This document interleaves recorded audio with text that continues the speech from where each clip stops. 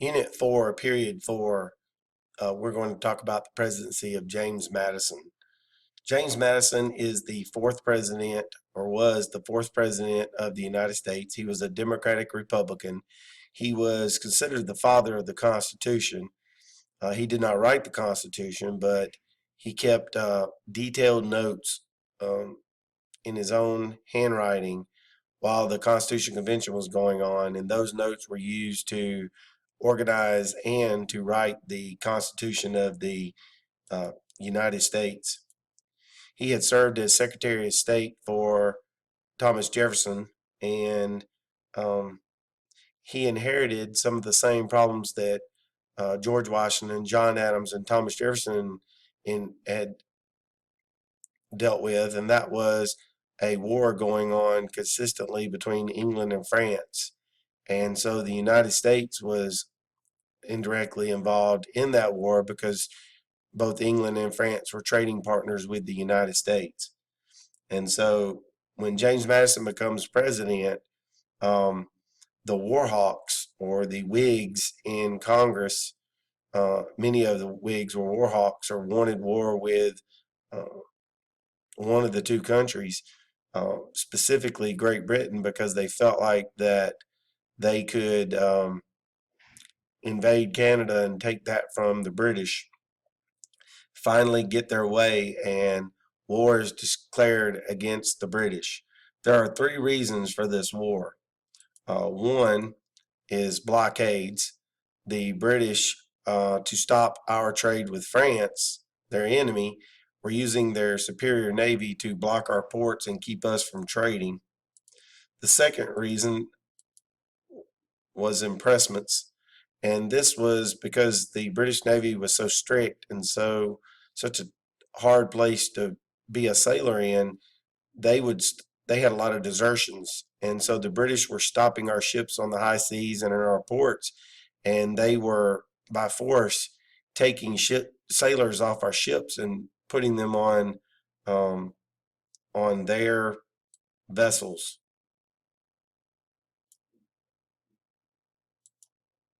This term for this is known as impressments. And then the third reason for the War of 1812 was um, one of the terms of the Treaty of Paris of 1783 was the removal of British forts from the western frontier. Well, they didn't.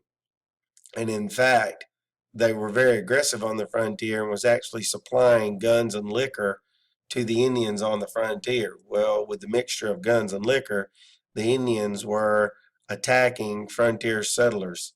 And so the United States asked repeatedly for these forts to be removed, and the English refused. So this leads to the War of 1812, and this is a map showing you um, sort of how the war went about. First thing that you notice is that the British controlled the green area up here. This is Canada, and that the United States, with the blue lines, attempted to invade Canada, but they were driven back. And then the red line here shows that the British invaded from Canada the United States, and we were able to stop them at Lake Erie. We were not as successful on the East Coast around Virginia and Maryland. The British are able to invade and even capture our capital city of Washington, D.C.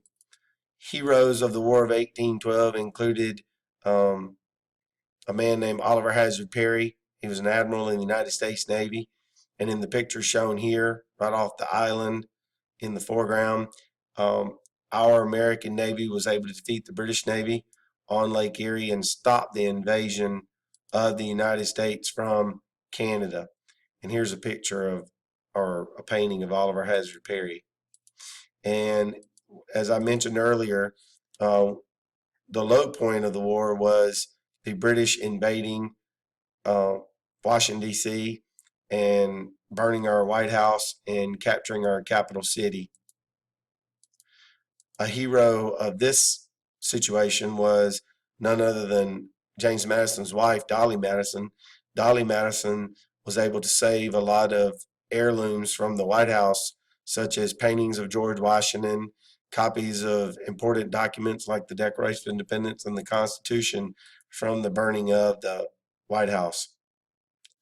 A high point of the war was the defeat of British forces in outside of the city of New Orleans, Louisiana.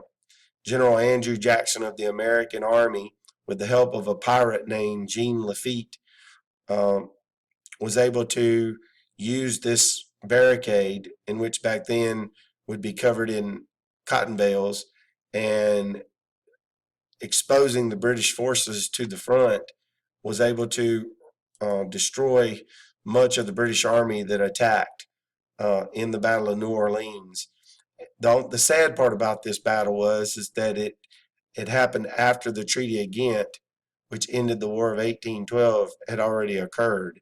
So even though it was an American victory, the British that died in the battle pretty much died in vain because the war had already ended. What were the terms of the Treaty of Ghent? Well, the Treaty of Ghent basically was a draw. The United States did not gain any new territory. The British did not gain any new territory, but the Americans did gain one thing from the War of 1812, and that's a new sense of national identity. And what a national identity is pride in your country. So we didn't win the war, but we didn't lose it either. And so we really, for the first time, begin to forget ourselves as English and begin to think of ourselves as Americans.